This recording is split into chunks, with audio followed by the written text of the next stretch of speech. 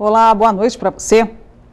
Caos na travessia de Balsas hoje, mais de 4 quilômetros de congestionamentos na Orla de Santos. Durante a tarde, 3 balsas que faziam a travessia entre Santos e Guarujá deixaram de operar. E o site da Dersa, que poderia orientar o motorista, também ficou fora do ar. Às 13h30 da tarde, congestionamento na Avenida da Praia em Santos, sentido Guarujá, ultrapassava 4 quilômetros. Os motoristas já estavam cansados de tanto esperar. Já faz umas 4 horas que estou aqui. A gente está vindo de São Paulo, faz o corte lá para chegar mais rápido, mas está pior. Primeira vez que eu vejo a fila dessa altura. Agora é engraçado que nossos governantes não fazem nada, né? O trânsito ficou comprometido também em outras vias. Nas avenidas Realberto e Bancários, que ficam na ponta da praia, tudo parado. Sem ter o que fazer, os motoristas esperavam do lado de fora dos veículos. Os passageiros dos ônibus também não aguentaram a demora.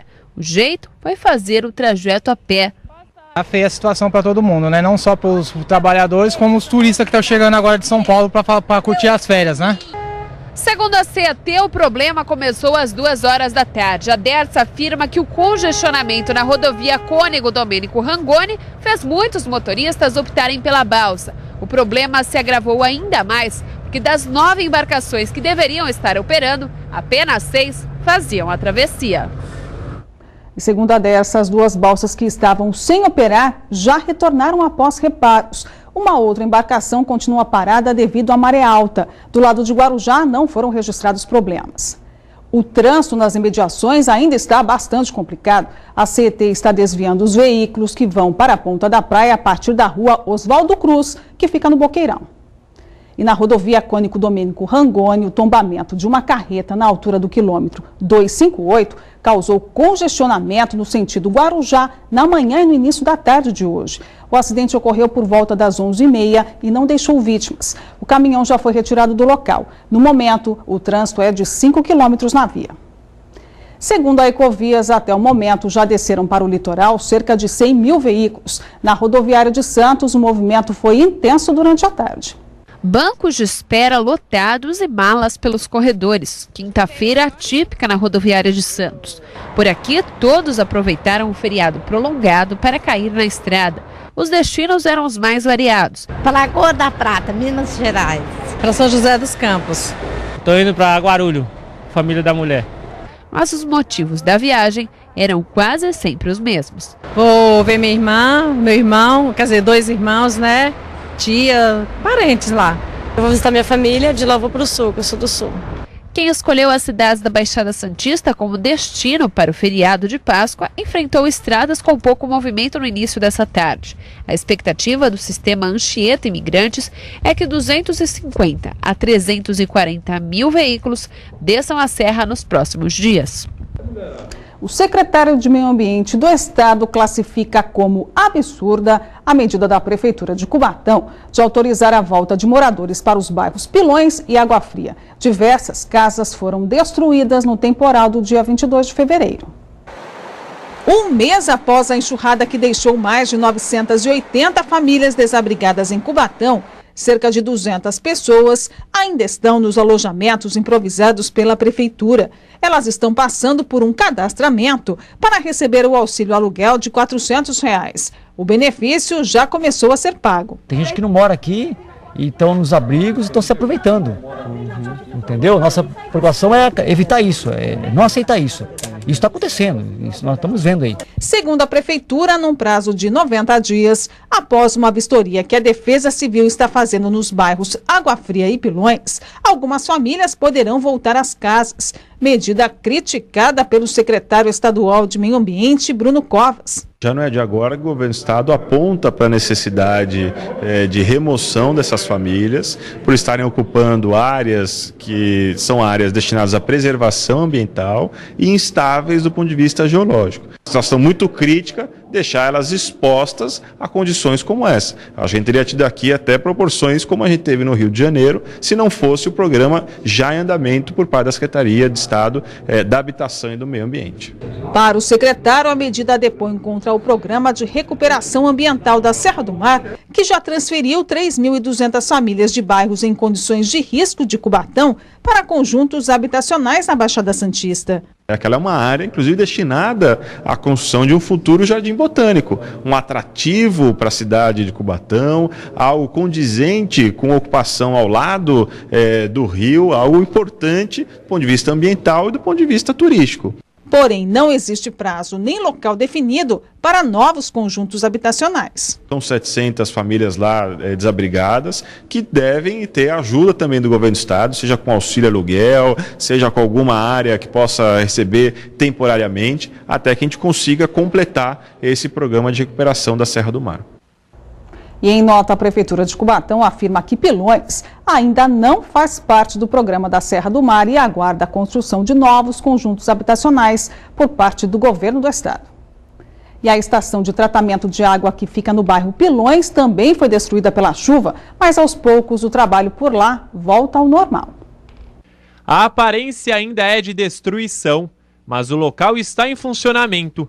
A estação de tratamento ficou 16 dias sem operar. Hoje ela trabalha com 85% da capacidade. A expectativa é que no final de junho possa voltar aos 100%. Nós não conseguimos ainda colocar 3 filtros em funcionamento e um decantador.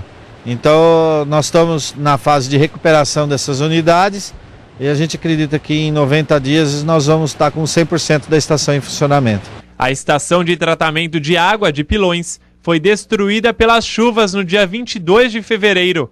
Este vídeo mostra a força da correnteza do rio Pilões.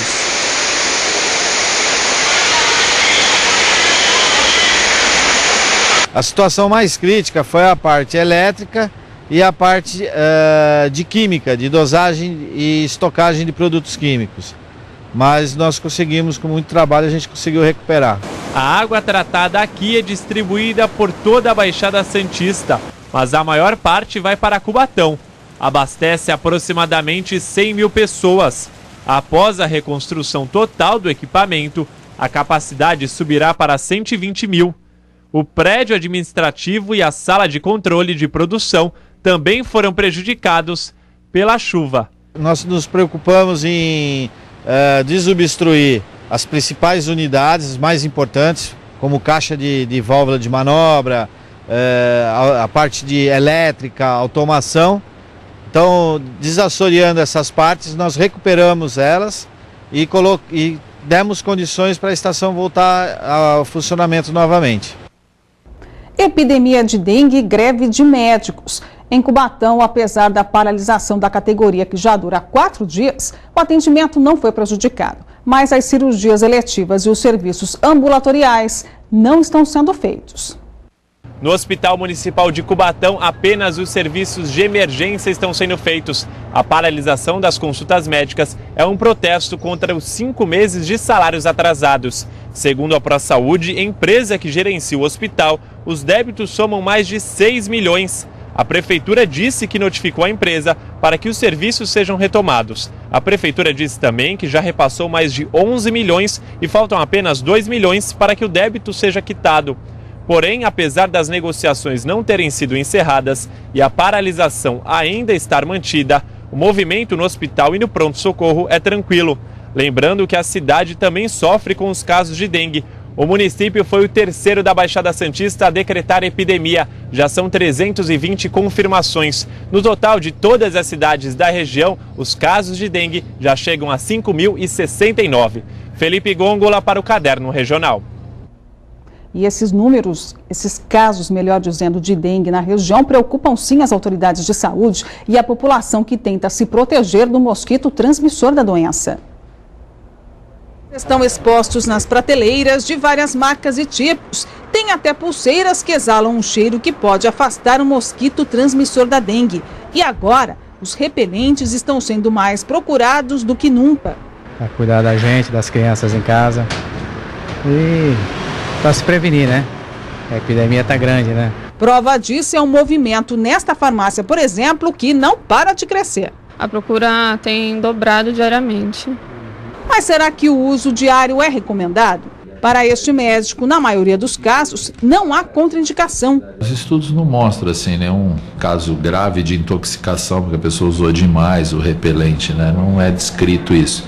Então ele pode ser usado, e todos esses repelentes de boa procedência que são disponíveis no mercado, nas farmácias, são registrados na Anvisa, na Agência Nacional de Vigilância Sanitária, portanto autorizado à venda e obviamente sob indicação médica, e ao menor sinal de problema, se houver, procurar um médico e procurar uma orientação. Esse repelente, se a pessoa estivesse se expondo com muita frequência, ele tem que ser renovado a cada 3 horas aproximadamente. Ele alerta ainda que alguns cuidados podem ser tomados dentro de casa. É possível também se usar aqueles repelentes que se coloca em tomada ou coisa assim, se fechando o ambiente, desde que haja a condição de uma boa ventilação dentro da casa, ventilação à base de ar-condicionado ou ventiladores.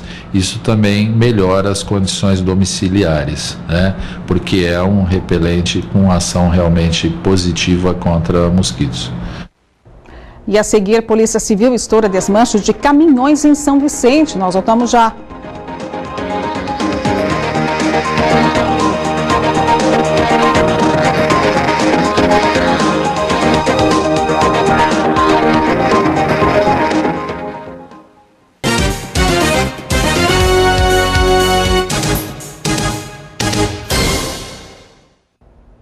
Polícia Civil estoura desmanche de caminhões em São Vicente. 9 pessoas foram presas. No galpão, a polícia encontrou apenas a carcaça de um caminhão. Um outro já estava sem o painel e a cabine. O veículo pertence a esse rapaz que não quis se identificar.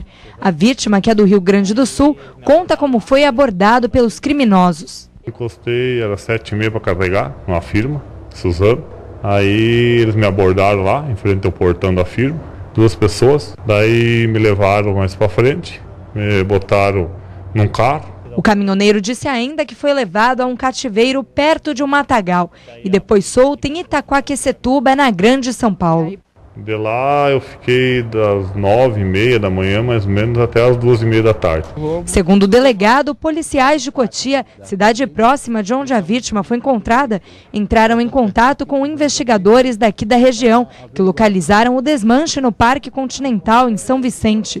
9 suspeitos foram presos. A vítima reconheceu os 2 autores do roubo e os demais, que fazem parte da quadrilha, já estavam desmanchando o veículo. Há outras peças aqui que vamos apreender e para averiguar a procedência. As investigações sobre a quadrilha vão continuar. Outras diligências serão efetuadas a posteriori, até para saber há quanto tempo estão agindo, há quantos crimes podem ser praticados. E os 9 detidos foram levados para o CDP da cidade. E 2 homens foram presos na madrugada de hoje, também em São Vicente. A dupla tentou furtar um container que ficava em um terreno onde funcionava uma torre de transmissão de telefonia móvel. Os rapazes roubaram fios elétricos, cabos de fibra ótica e fios de telefonia, além de barras de cobre. O furto aconteceu por volta das 10 horas da noite na Vila Margarida, em São Vicente. A polícia, que estava próxima ao local, percebeu a ação e abordou os 2 rapazes que tentaram fugir, mas foram presos em flagrante. Foram levados para o centro de detenção provisória. Futebol, o Santos está em campo neste momento na Vila Belmiro. O Peixe, 3º colocado no Campeonato Paulista, enfrenta o Mojimirim, 4º colocado. A partida, que está no primeiro tempo, segue em 0-0. Cobertura completa do jogo você acompanha logo mais no programa Esporte por Esporte. Um dos momentos mais esperados dos jogos da Unisanta é a eleição do rei e da rainha da competição. Uma dupla da Faculdade de Artes e Comunicação já começou os preparativos para concorrer ao título.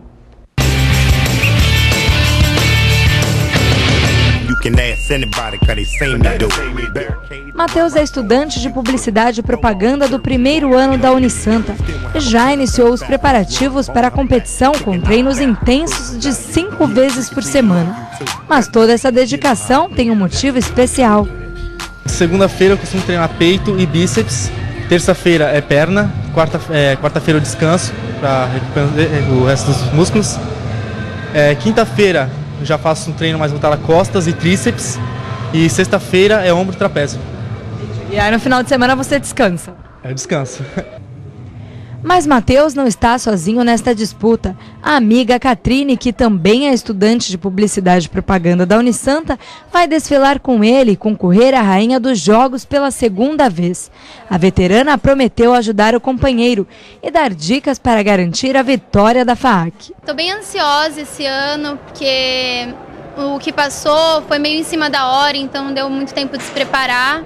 E esse ano eu tô tentando, vamos ver, né? Poxa, se rola aí. Para manter um corpo bonito e saudável, não adianta apenas fazer academia. É preciso também se preocupar com a alimentação, mas o difícil é resistir a estas tentações. Cortei carboidrato e comendo bastante proteína.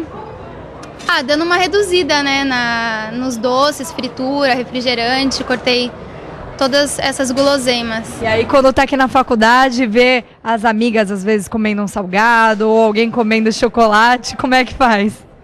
Isso é complicado. A gente sai de fininho, né? Porque não dá. Você ficar olhando, você acaba sentindo muita vontade. Então eu acabo indo pro lado, assim, disfarçada, eu vou ali, pego um suquinho. Aí eu vou disfarçando.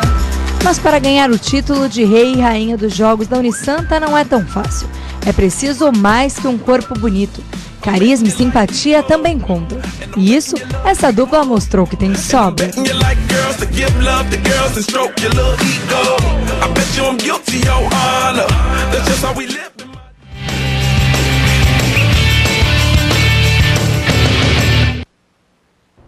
No próximo bloco tem dica para o almoço de Páscoa e a festa da banana em São Vicente. Deu até água na boca. Eu volto já.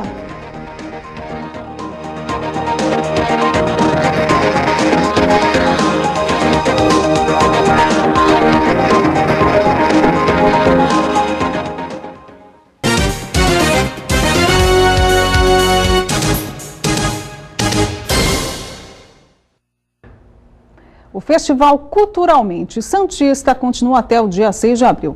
Ontem teve um bate-papo no Café Teatro Holiday. O tema foi inclusão. Um espaço aconchegante e intimista foi o local escolhido para o bate-papo sobre o papel da arte na inclusão social.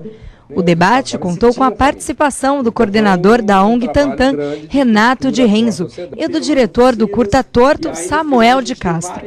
Este é apenas um dos 11 bate-papos que vão acontecer até o dia 6 de abril, na segunda edição do projeto Culturalmente Santista, idealizado pelo jornalista e crítico de cinema André Azenha. O evento vai reunir mais de 50 nomes da cultura da região, com apresentações artísticas e discussões sobre diversos temas. O objetivo é estreitar a relação entre a população da Baixada Santista com a arte, a cultura produzidas aqui na região. Levar à população de forma gratuita informação, cultura, mas informação e cultura produzidas por artistas e fomentadores de arte da Baixada. Não precisa ter nascido na região, mas que sejam pessoas que ajudam a circular, produzem, enfim, é uma troca. Além dos encontros, este ano a programação tem também muitas novidades. E por aqui, todos são bem-vindos. Começamos com tendências do cinema nacional, passamos por arte e inclusão social, mercado de fotografia, que está muito em voga, artes visuais, as galerias, as ruas, jornalismo e crítica cultural, mercado de quadrinhos, HQs, artes cênicas, mostras e festivais de cinema, porque Santos e a Baixada são polos, né, de audiovisual. Quem quiser saber detalhes da programação das pessoas envolvidas pode acessar o santoscultura.net ou facebook.com/culturalmente santista. Os bate-papos são em parceria com o SESC, uma parceria muito bem-vinda que estruturou o evento. Tem apoio aí da Secretaria de Cultura, que cedeu alguns espaços também, e a gente conta muito com o apoio da população para que a gente possa crescer ano a ano aí. Rica em potássio e fibras, a banana é uma das frutas mais consumidas no país. Em São Vicente, ela é a estrela principal de uma festa e está presente na receita de vários pratos. Biscoitos, balas e doces dos mais variados, todos feitos de banana. Na barraca de tapioca de Alexandre Lopes, o que não falta é variedade. Além dos sabores tradicionais, Ele oferece também os salgados, mas o destaque mesmo é a de banana com chocolate. A pessoa que come a primeira vez sempre volta, que gosta do trabalho, né? Que é bem limpo, higiênico, tudo, né? É uma coisa que o pessoal adora. E não é que a tapioca de Alexandre fez sucesso? Se tiver mais, eu vou provar. Uma delícia, de mussarela, muito boa. Esta é a 8ª edição da tradicional Festa da Banana que acontece aqui na praia do Itararé. O evento é realizado pela PAI de São Vicente e conta com o apoio da Prefeitura. Vera, o que vocês trouxeram esse ano para cá? O que tem na barraquinha de vocês? Na nossa barraca da PAI temos a pizza, temos o bolinho de bacalhau, cafezinho, cappuccino e pãozinho de queijo, muito bom, saborioso, muito gostoso. O evento conta com 25 barracas. Uma delas é a da artesã Marina, que já participa há 3 anos. Criativa, ela mesma produz as peças que comercializa, todas feitas com fibra de banana. E trabalho também com a palmeira imperial. Então eu faço luminária de palmeira imperial e costuro com a fibra da banana. E além das luminárias, o que mais você tem aqui? Eu tenho porta-guardanapo, eu tenho bandejas, eu tenho arranjos florais, eu faço flores com papel da fibra de bananeira, eu tenho porta-retratos. Já para os que gostam de provar sabores exóticos, na barraca da família Papa, o licor de banana é o mais pedido, mas eles também têm outras opções. Temos cachaça com sabores, inclusive a cachaça com banana, a cachaça Gabriela, cravo e canela, cachaça com mel, uma variedade boa. Além das barracas, tem a praça de alimentação, com um cardápio bem diversificado e muitas opções de pratos feitos com a fruta tropical. Uma ótima dica de passeio para fazer com a família e amigos.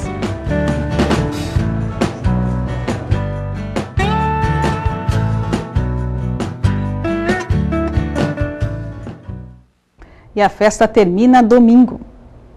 Na Semana Santa é tradição não consumir carne vermelha. É a época do ano também que se vende mais pescado. Se você ainda está em dúvida sobre o cardápio da Sexta-feira Santa ou almoço de domingo, nós preparamos uma dica especial.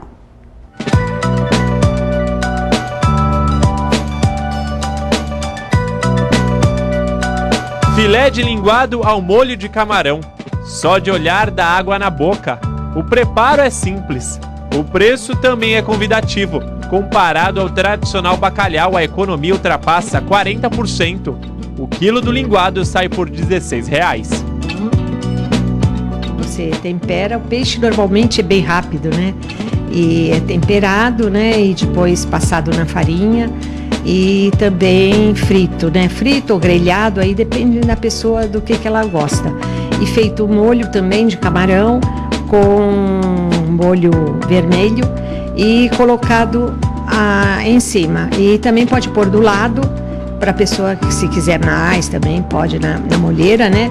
E também pode ser acompanhado de batata sauté, um arroz diferenciado, um arroz tipo com alho poró, né? Um risoto. Fica à vontade, né? A pessoa sempre faz uma saladinha antes, vai muito bem.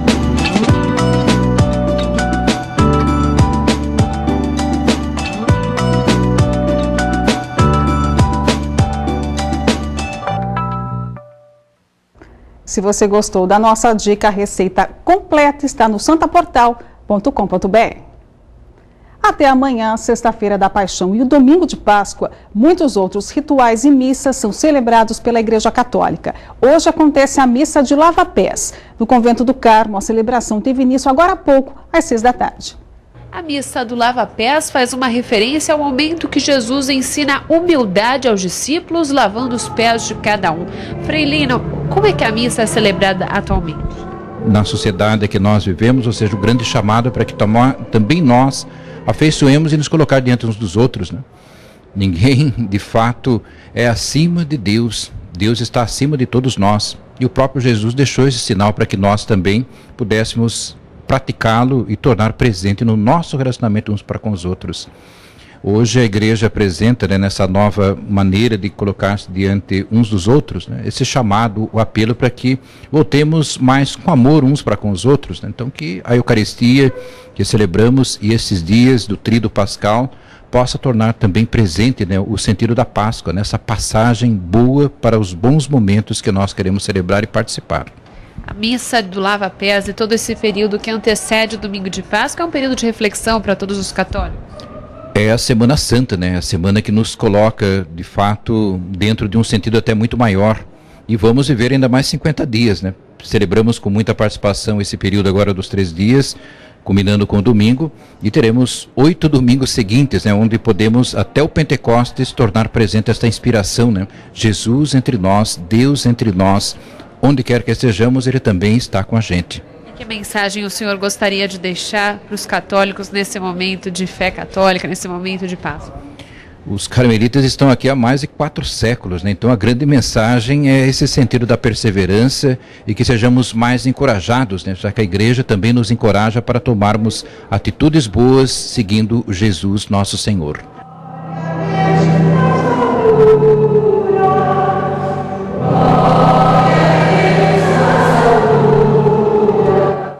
E a edição de hoje termina aqui. Pelo Santa Portal você continua bem informado. Tenham todos uma excelente Páscoa. O Caderno Regional volta segunda-feira às 7h30 da noite com as principais notícias da Baixada Santista. Até lá, tchau!